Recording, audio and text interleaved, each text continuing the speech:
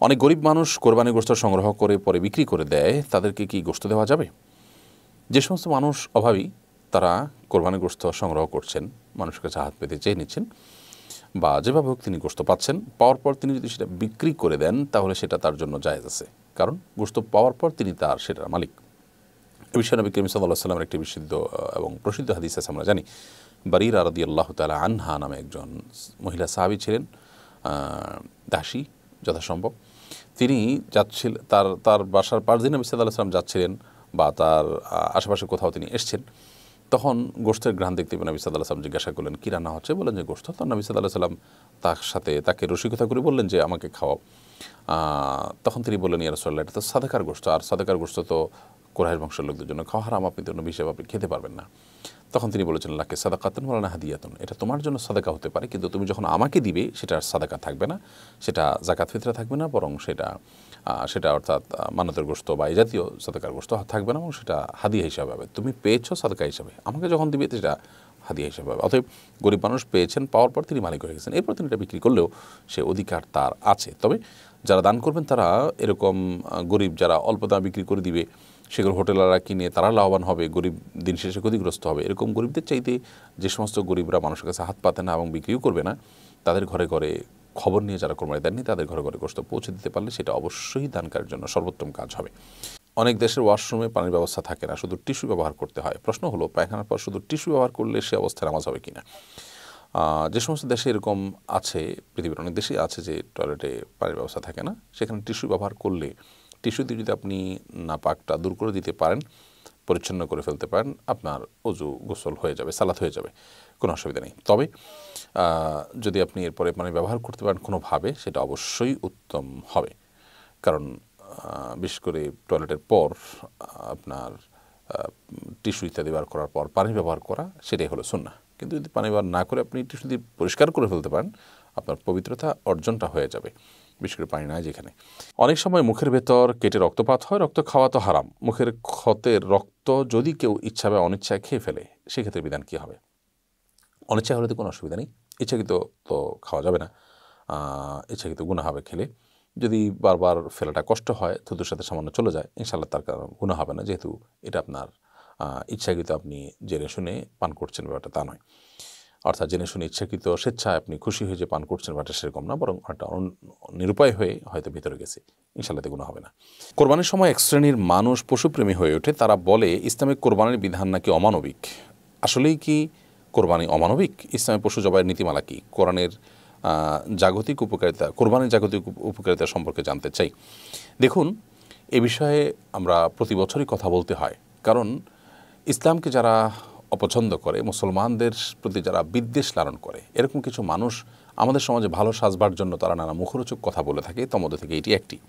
তবে এটি যে হাস্যকর সেটি বোঝবার জন্য আসলে পণ্ডিত হওয়ার প্রয়োজন নেই, কারণ এই লোকগুলো কিন্তু বিভিন্ন সময় বার্গার, বিভিন্ন সময় চিকেন ফ্রাই, বিভিন্ন রকম নাগেটস এবং নানা পদের আপনার গোশতের তৈরি খাবার, বাহারি খাবার কিন্তু তারা খেয়ে থাকেন। সেগুলোর জন্য পশু জবাই করতে হয়, পশু গোশত দিয়ে সেগুলো তৈরি করতে হয়। তারপরও তারা মুসলমানদের কোরবানিকে অমানবিক বলছেন। তাহলে তাদের সেই গোশতভক্ষণটাকে তারা কীভাবে দেখছেন? হয়তো একসময় এই গোশতভক্ষণটাও আপনার আজকাল শুরু হয়ে গেছে, অনেকটা প্রসেসিং মিট ইত্যাদি চালু হয়ে যাবে, তখন সেটাকে অমানবিক বলবে। আসলে ইসলামের চাইতে মানবিক আর পৃথিবীর কোনো জীবন ব্যবস্থার হওয়ার কোনো সুযোগ নেই। নবী করিম সাল্লাল্লাহু আলাইহি সাল্লাম পশুদের ব্যাপারে একজন মুসলমানকে কতটা দায়িত্বশীল হতে বলেছেন, যে জবাই করার সময় পর্যন্ত ছুরি ধার দিয়ে যাতে অল্প কষ্টে তাকে জবাই করা যায় সেই নির্দেশনা দিয়েছে। এমনকি রণাঙ্গনে যুদ্ধক্ষেত্রে শত্রুকে হত্যা করার প্রয়োজন হলেও সে যুদ্ধরত শত্রুকে হত্যা করতে গিয়েও নির্মমতার যেন আশ্রয় আনা হয়, নবী সাল্লাল্লাহু আলাইহি সাল্লাম কঠোরভাবে কিন্তু সে বিষয়ে নির্দেশনা দিয়েছেন, এবং সাহাবীরা অক্ষরে অক্ষরে সেটি পালন করেছেন। নবী সাল্লাল্লাহু আলাইহি সাল্লামের জীবনে একটি বারের জন্য তার ব্যথা কিন্তু ঘটেনি। অতএব আজকে যারা মুখরোচক কথা বলছেন, তাদের জন্ম, তাদের 14 গোষ্ঠীর জন্ম, তাদের এই মুখরোচক স্লোগানগুলো যারা শিখিয়েছেন, তাদেরও জন্মের, তাদের ভাবনার জগতে এই সমস্ত বিষয়গুলো উদয় হওয়ার বহু আগেই প্রিয় নবী সাল্লাল্লাহু আলাইহি সাল্লাম কিন্তু পশুর প্রতি দায়িত্বশীলতা, প্রকৃতির প্রতি দায়িত্বশীলতা এবং অন্য বিষয়গুলো সম্পর্কে আমাদেরকে তিনি সুস্পষ্ট নির্দেশনা দিয়েছেন। মুসলমান এর চাইতে মানবিকের জন্য আর কারোর হওয়ার কোনো সুযোগ নেই। তারা মানবিক সাজতে পারেন, কিন্তু প্রকৃত অর্থে মানবিক নয়। এই মানুষগুলোই কিন্তু পৃথিবীর বহু বর্বর আচরণ, মুসলমানদের প্রতি যে জুলুম অবিচার চলছে ফিলিস্তিনে, কাশ্মীরে, বিভিন্ন জায়গায়, সে সমস্ত বিষয়গুলো সম্পর্কে দেখবেন যে তাদের তেমন কোনো ভূমিকা নেই বললে চলে, অর্থাৎ নীরব দর্শকের ভূমিকা তারা সেখানে পালন করছেন। তো এই জন্য আল্লাহ রাব্বুল আলামিন আমাদেরকে তৌফিক দান করুন এদের সমস্ত প্রতারণা এবং তাদের সমস্ত ভণ্ডামি সম্পর্কে আমরা যেন সচেতন হই, সজাগ হই। কোরবানির জাগতিক উপকারিতা আপনি জানতে চেয়েছেন। কোরবানির জাগতিক উপকারিতার একটি হলো যে এর মাধ্যমে পুষ্টির যোগান হয়। দেশের প্রত্যন্ত অঞ্চলে অনেক গরিব মানুষ আছেন যারা কোরবানির মৌসুমে একটু আমিষের দেখা পান বা ভালো করে খেতে পারেন। এছাড়া আমিষ বছর জুড়ে তারা খাবার সুযোগ পান না।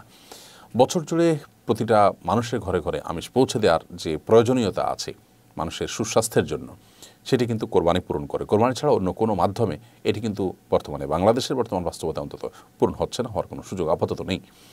আরেকটা বিষয় হলো এর মাধ্যমে আর্থ সামাজিক উন্নয়ন হয়ে থাকে। বিশেষ করে আপনার আমাদের যারা খামারি থাকেন, পশুপালন করে থাকেন, তাদের কিন্তু অনেকেরই রোজগার এটার উপর নির্ভর করে। গ্রামাঞ্চলে অনেক দরিদ্র ফ্যামিলি আছে যারা একটা দুইটা ছাগল কিংবা এক দুটা গরুর বাছুর পেলে সেগুলোকে বড় করে কোরবানির মৌসুমে বিক্রি করে তাদের সংসারের খরচ তারা নির্বাহ করে থাকেন। তার মানে এর মাধ্যমে খামারিদের উপকার হয়ে থাকে, এর মাধ্যমে গরিব মানুষদের পুষ্টির যোগান হয়ে থাকে এবং আরও বহুবিধ উপকারিতা এর মাধ্যমে হয়ে থাকে। অর্থনৈতিকভাবে যখন বিশ্লেষণ করবেন সংশ্লিষ্ট বিষয় বিশেষজ্ঞগণ, তখন নিশ্চয়ই এর আরও বহুবিধ উপকারিতা তারা দেখাতে পারবেন। কারণ এর মাধ্যমে দেশের যে পরিমাণ আর্থিক লেনদেন হয় তাতে অবশ্যই দেশের অর্থনীতিতে তার ইতিবাচক প্রভাব পড়ে। এর বাইরেও এর রয়েছে আরও নানাবিধ উপকারিতা। আল্লাহ রাব্বুল আলামিন আমাদেরকে কোরবানির এই যথার্থতার উপকারিতা আমাদেরকে বোঝার তৌফিক দান করুন। গোশত ওজন করে কোরবানির পশু ক্রয় করা যাবে কিনা? আজকাল অনেকেই এটা করছেন যে লাইভ ওজন দেখে কোরবানির পশু অনলাইনে এটা দেখে কিংবা অফলাইনে এটা দেখে কেনাবেচা করছেন, যে পাল্লার উপরে গরুকে তোলা হচ্ছে, গরুর বর্তমান ওজন কত, সে অনুপাতে কেজি প্রতি এত পড়বে, এভাবে কেনাবেচা হয়। এটা সাধারণত গরুর যে মূল্য সেটার ন্যায্যতা নিশ্চিত করবার জন্য করা হয়। কারণ কোরবানির পশু বছরে একবার ক্রয় করা হয়। যারা ক্রয় করেন তারা এটাতে খুব বেশি এক্সপার্ট না হওয়ার কারণে, অর্থাৎ পশু সম্পর্কে খুব বেশি এক্সপার্ট না হওয়ার কারণে তারা ঠকে যাচ্ছেন কিনা, মানে অর্থাৎ কম দামে বেশি দামে আপনার তুলনামূলক আপনার ছোট গরু বা ছাগল কিনে ফেলছেন কিনা, তো সেটিকে সেই সন্দেহ, সেই সংশয়, সেই দ্বিধা দূর করবার জন্য যদি এরকম লাইভ ওজনের বিষয়টি আনা হয় এবং এটা দেখে করা হয়, ক্রয় করা হয়, তাতে কোনো অসুবিধা নেই ইনশাআল্লাহ তাআলা। তবে অতিরিক্ত কেজির হিসাব করাকরি করা যে হ্যাঁ আমার লাভ হলো না লস হলো, বিশেষ করে কেনার পরে এটা করা অত্যন্ত গর্হিত কাজ। কেনার পরে এটার লাভ লস হিসাব করা একদমই বোকামি। কারণ আপনি যে টাকা দিয়ে কিনেছেন পুরোটা সব পাবেন। আপনি একটা গরুর দাম ছিল 1 লক্ষ টাকা, আপনি কিনেছেন 1,20,000 টাকায়। 20,000 টাকা আপনি বেশি দিয়ে কিনেছেন এটা বাজার মূল্যের চাইতে। এই জন্য আল্লাহ তাআলা আপনাকে সব কিন্তু 1 লক্ষ টাকার দিবেন না, 1,20,000 টাকার দিবেন। অতএব কেনার পর আপনার এটা নিয়ে আর ক্যালকুলেশন করা এবং কত কেজি হলো না হলো, আমার লস হলো লাভ হলো, এরকম হিসাব নিকাশ করা অবশ্যই কোরবানির যে প্রাণ সেটিকে নষ্ট করে, কোরবানির উদ্দেশ্যকে ব্যাহত করে। বাকি আপনি যখন কিনতে যাচ্ছেন বাজারে, তখন আপনার ন্যায্যতা নিশ্চিত করবার জন্য এরকম লাইভ ওজন দেখে আপনি কিনলেন, তাতে কোনো অসুবিধা নেই ইনশাআল্লাহ তাআলা। নবী করিম সাল্লাল্লাহু আলাইহি ওয়াসাল্লামের পক্ষ থেকেই কোরবানি করা যাবে? নবী করিম সাল্লাল্লাহু আলাইহি ওয়াসাল্লামের পক্ষ থেকে কোরবানি করতে পারেন। নবী সাল্লাল্লাহু আলাইহি ওয়াসাল্লামের পরে আলী রাদিয়াল্লাহু তাআলা কোরবানি করেছিলেন তার তরফ থেকে, এবং পূর্বে পুরুষদের জন্য নবী সাল্লাল্লাহু আলাইহি ওয়াসাল্লাম পুরুষদেরকে কোরবানিতে শামিল করেছেন।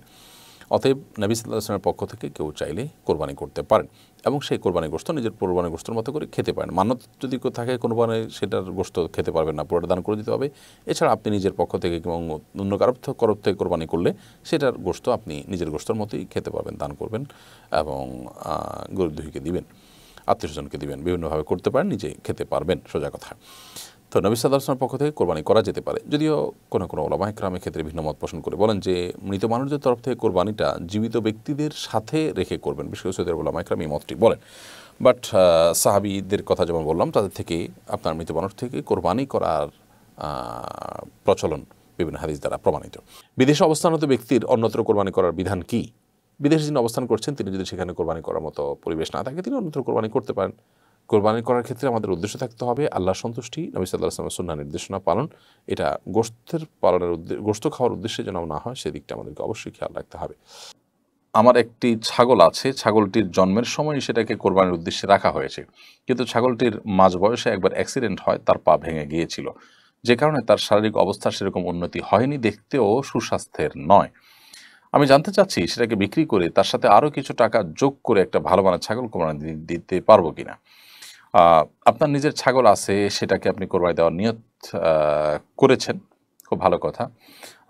এখন যেহেতু ত্রুটিপূর্ণ হয়ে গেছে সেই ছাগল, অতএব সেই ছাগল পরিবর্তন করে আপনি আরেকটি ছাগল দিবেন। কারণ কোরবানির পশু ত্রুটিপূর্ণ হলে সেটি দিয়ে কোরবানি করা উচিত নয়, বরং কোরবানি করতে হবে ত্রুটিমুক্ত পশু দ্বারা। অতএব যে পশুর পা ভেঙে গেছে, যে সুস্থ স্বাভাবিকভাবে হেঁটে জবে করার জায়গা পর্যন্ত হেঁটে যেতে পারে না, যার শিং ভাঙা একটা, অথবা যার একটা চোখ কানা, এই জাতীয় এত দুর্বল যে খাবার খেতে পারে না বা হাঁটতে পারে না, এ ধরনের দুর্বল পশু দিয়ে কোরবানি করা উচিত নয়। সেগুলো এমনি খাওয়া হালাল, বাট কোরবানির জন্য উপযুক্ত নয়। আমি একজন যুবক, আমি খুব বিষণ্ণতায় আছি। আমি একটা মেয়েকে বিগত 3 বছর যাবত একতরফা ভালোবেসে আসছি। আমি জানি বিবাহ বহির্ভূত কোনো মেয়েকে ভালোবাসা কবিরা গুনাহ, কিন্তু আমি নেক উদ্দেশ্যে তাকে বিবাহ করতে চাই। এমত অবস্থা আমার করণীয় কি, দয়া করে জানাবেন। বিবাহের উদ্দেশ্যেও যদি আপনি এই সম্পর্ক করেন, সেটাও হারাম হবে, গুনাহ হবে, গুনাহ সর্বাবস্থায় গুনাহ হবে।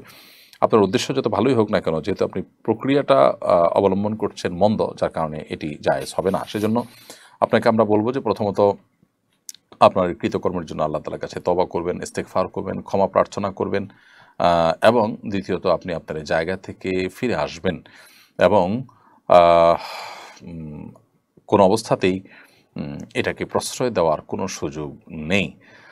আর যদি আপনি তাকে বিয়ে করার সুযোগ থাকে, তাহলে বিবাহ করে ফেলান এবং পূর্বের কৃতকর্মের জন্য আল্লাহ তাআলার কাছে মাফ চান। এটাই হলো একমাত্র করণীয়। নিজের নফসের বিরুদ্ধে সংগ্রাম করতে পারাটাই হলো অনেক বড় সার্থকতার বিষয়, ইমানদারের জীবনে একটা গুরুত্বপূর্ণ টার্গেট। সেটা যদি না হয়, তাহলে সেক্ষেত্রে আপনি অবশ্যই আল্লাহ সুবহানাহু ওয়া তাআলার কাছে গুনাহগার হিসেবে বিবেচিত হবেন।